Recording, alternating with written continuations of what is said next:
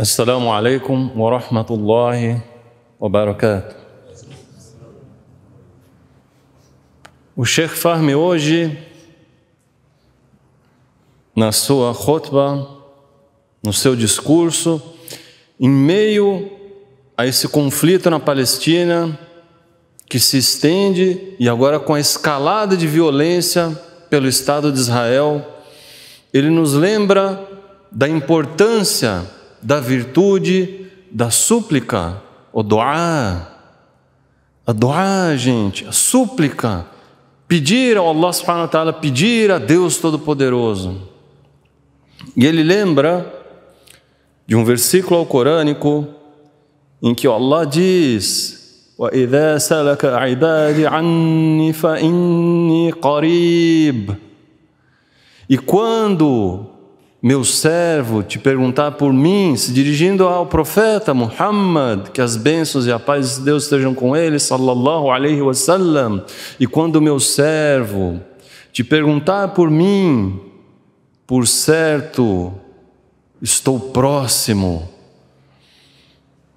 Atendo a súplica do suplicante quando me suplica, que eles me atendam e creiam em mim na esperança de serem guiados.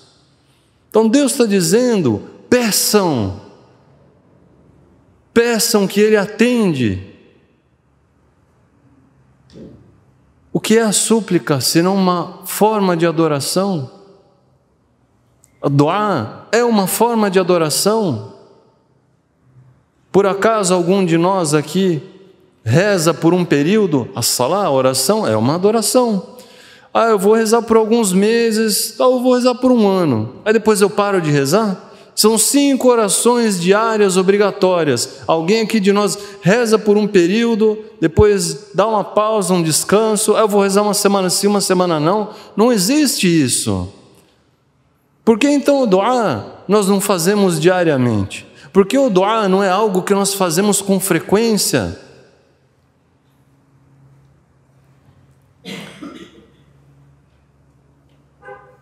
Falando em oração, nós vimos hoje nos vídeos uma imagem que também nos sensibiliza muito. Um irmão fazendo adhan hoje, oração de sexta-feira na Palestina. Allahu Akbar, Allahu Akbar. O que tem de especial nisso?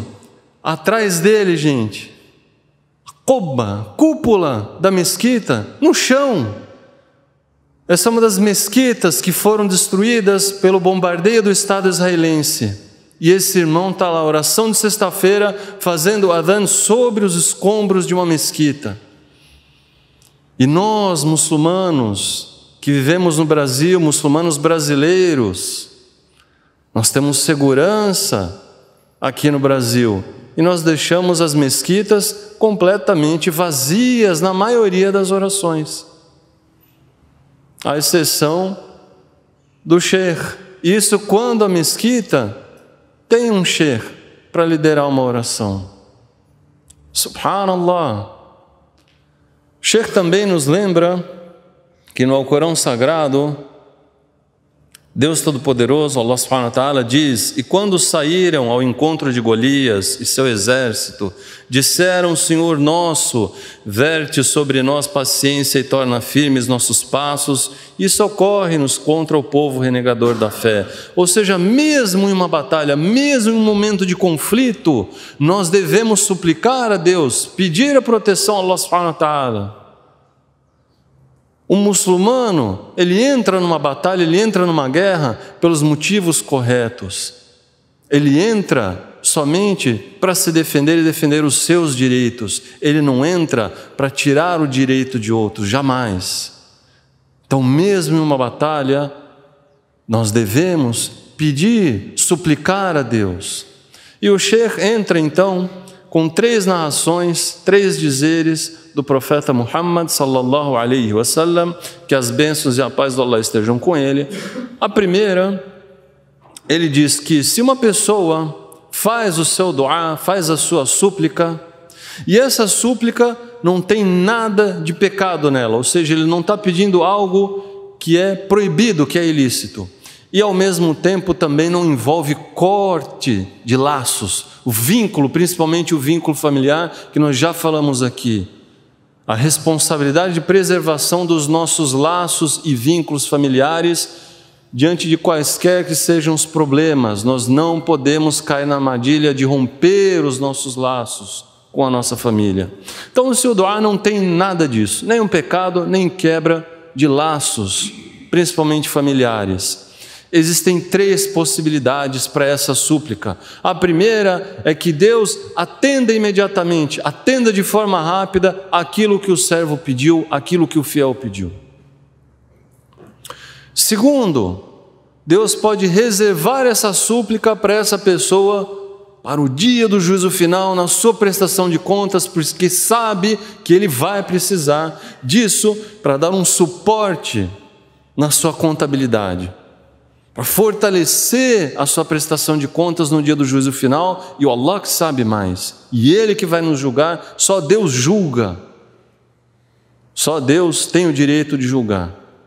E terceiro, Deus pode afastar do caminho dessa pessoa uma dificuldade, uma tragédia, um problema, uma condição difícil que está prevista para ela no futuro. Mas Deus sabe o que vai acontecer. Então, através dessa súplica, Ele reverte em algo bom também para nós, porque Ele sabe o que é melhor para a gente.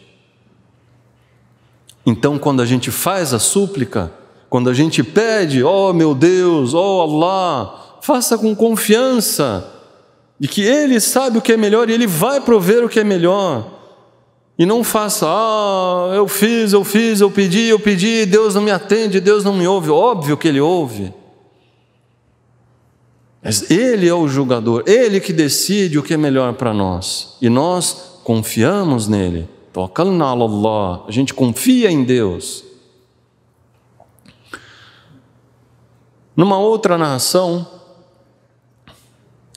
Omar ibn Khattab, ele relata um momento prévio ao início da batalha de Badr, mais difícil, mais complicado. Primeira batalha que os muçulmanos tiveram que enfrentar.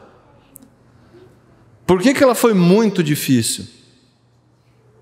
Pela diferença, pelo número absurdo. Enquanto os idólatras compunham um exército de 1000 pessoas, 1000 homens, os muçulmanos eram 310 e um número ímpar, 313, 315, ou seja, mal completava 1/3 do exército inimigo. E o profeta, o que ele fez? Ele se direciona então, Qibla, levanta as suas mãos e faz o seu duá, e faz a sua súplica, pedindo, ó Allah, conceda-nos aquilo que o Senhor prometeu, faça acontecer aquilo que o Senhor prometeu. E se o Senhor destruir esse grupo, esse pequeno grupo de fiéis, não sobrará ninguém para adorá-lo nessa terra.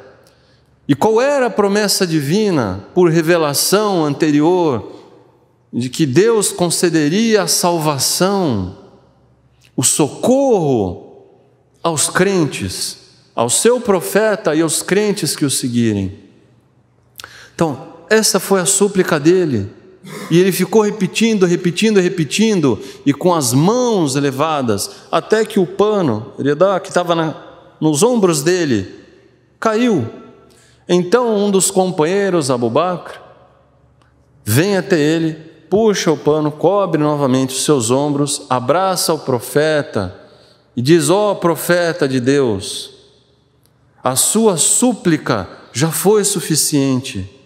Certamente o seu Senhor vai atender a esse pedido, vai atender a esse chamado. E de fato foi o que aconteceu. Eles saíram vitoriosos daquela batalha. E isso é lembrado no Alcorão Sagrado, mesmo naquela passagem, logo após o versículo, previamente ao versículo, em que fala sobre o exército de Golias, que também era um exército pequeno para enfrentar o exército de Golias, o grande Golias. e por vezes um número pequeno venceu um exército numeroso. Isso é registrado na história da humanidade. Isso é uma segurança daqueles que de fato creem em Deus, acreditam e confiam no seu Criador. E a gente vem então para a terceira narrativa de um dos companheiros, chamado Khabbab, que é exemplo do Sayyidina Bilal, o nosso senhor Bilal, um dos companheiros pobres também, assim como Bilal também era dos ex-escravizados, na época da Jahiliya, no período pré-islâmico, a época da ignorância. E ele, com um grupo de irmãos, vem então até o profeta, sallallahu alaihi wasallam, que as bênçãos e a paz de Deus estejam com ele, porque estavam cansados, desesperados pelos ataques que eles sofriam dos idólatras, dos inimigos do Islã naquela época. Batiam, agrediam, assassinavam, eles não aguentavam mais. Então foram até o profeta e ele estava sentado à sombra ao lado da Kaaba. E eles pedem ao profeta: você suplicaria por nós, suplicaria a Deus, pedindo socorro em nosso nome, mas agora, eles querem agora, o Senhor faz isso já, pediria socorro por nós? Tamanho era o desespero deles. O que é que o profeta sallallahu alaihi wasallam respondeu? Ele olhou para eles e disse que isso sirva de lição para todos nós sempre.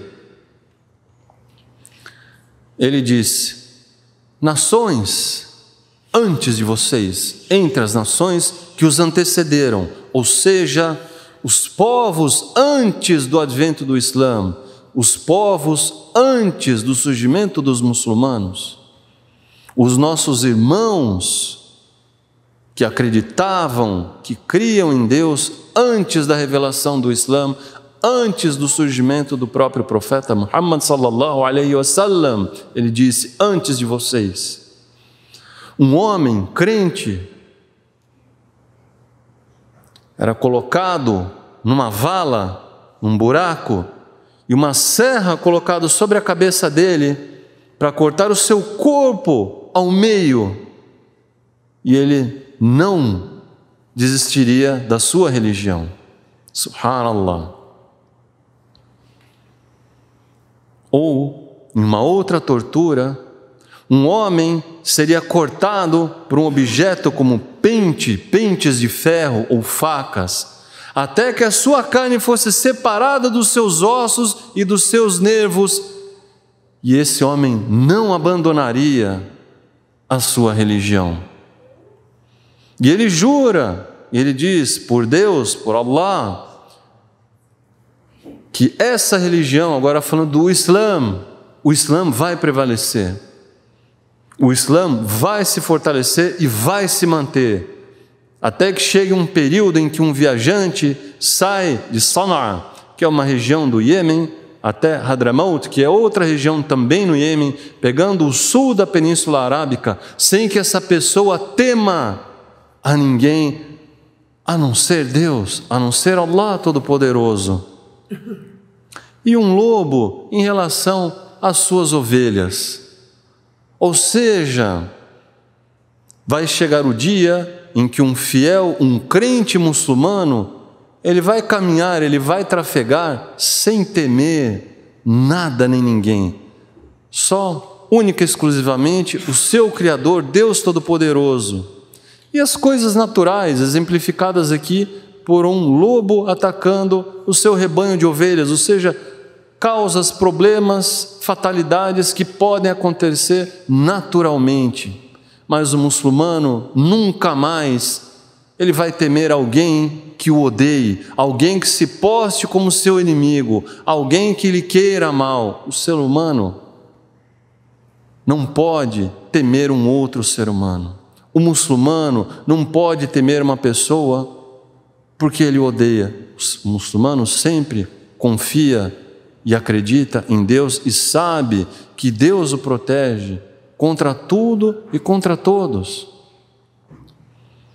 Essa lição que a gente extrai de hoje, por que é que nós vivemos essa realidade tão triste, tão horrorosa, tão desesperadora, em que o Sheikh ainda lembra, o nosso desespero não vem só do massacre, o nosso desespero não vem só dos assassinatos, o nosso desespero não vem dessa opulência e dessa força, desse poderio, dessa agressividade militar. O nosso desespero também vem do fato de nós mal podemos mostrar a verdade para as pessoas, de tantas mentiras e falsidades, informações que correm hoje, principalmente pelas redes sociais e os meios de comunicação, dados fabricados, vídeos fabricados, informações invertidas, fazendo as pessoas pensarem que aquele que está morrendo, ele é israelense, quando ele é palestino.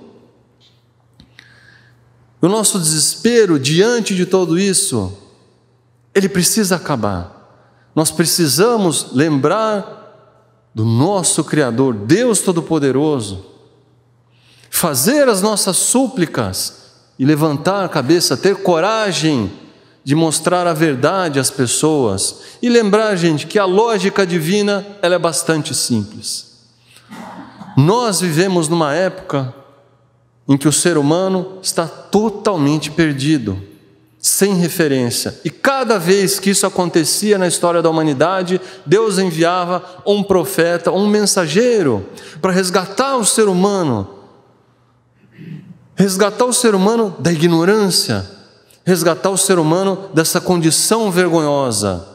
Profetas vieram, até chegar o último dos profetas, o profeta Muhammad sallallahu alaihi wasallam, e a última mensagem, que é o Islã. Não vem mais profetas, não é necessário que venham mais profetas, a mensagem está pronta, registrada. Deus já concluiu o seu ensinamento ao ser humano. Cabe a nós, muçulmanos, que sabemos a verdade, levarmos a verdade às outras pessoas, levarmos o Islã pela nossa conduta às outras pessoas, para que o mundo saia dessa loucura. O profeta sallallahu alaihi wasallam, nesse hadith, nessa narração, em que ele fala dos povos que antecederam os muçulmanos, e um crente enfrentando uma tortura, nesse nível de se serrar o seu corpo ao meio, ou de cortar a sua carne até separá-la dos seus ossos e seus nervos, como ele termina esse hadith, como ele encerra esse hadith, dizendo àqueles companheiros que foram pedir para ele: ó profeta, façam duá, peça socorro a Deus por nós. Ele falou: vocês são precipitados. Vocês são precipitados. E de fato, esse é o nosso retrato até hoje. Nós somos apressados no desespero. Falta para o muçulmano confiança em Deus aqui dentro. Aqui, gente, esse espaço está ficando vazio. A nossa fé enfraqueceu. O ser humano enfraqueceu a sua fé em Deus e o mundo vive imerso nessa loucura. E o muçulmano, como última nação, representando o último profeta enviado, vive enfraquecido na sua fé, também refém do seu materialismo. E é por isso que nós apanhamos e sofremos muito. E pior do que apanhar é ainda dizerem que nós somos os vilões, que nós somos os culpados. E quantos de nós não anda de cabeça baixa, com vergonha de responder às pessoas e mostrar para eles a verdade? A nossa reação deve ser elegante, deve ser corajosa, deve ser digna, verdadeira, honrada. Nós escolhemos mal também as nossas lideranças, como comunidades, como muçulmanos espalhados pelo mundo. Os nossos governantes, os nossos líderes também são exemplos de pessoas corruptas por nossa culpa. Nós escolhemos mal. Nós nos comportamos mal, nós nos afastamos do caminho que Deus Todo-Poderoso definiu para o ser humano, para que ele obtenha o sucesso nessa vida e na próxima, para chegar até o paraíso. E que nós devemos nos lembrar sempre que todos aqueles nossos irmãos que estão morrendo e falecendo pelas mãos do inimigo opressor, eles são mártires. E que Allah subhanahu wa ta'ala, que Deus Todo-Poderoso, conceda a todos eles o paraíso. Muito obrigado pela atenção dos senhores e das senhoras. Assalamu alaikum wa rahmatullahi wa barakatuh.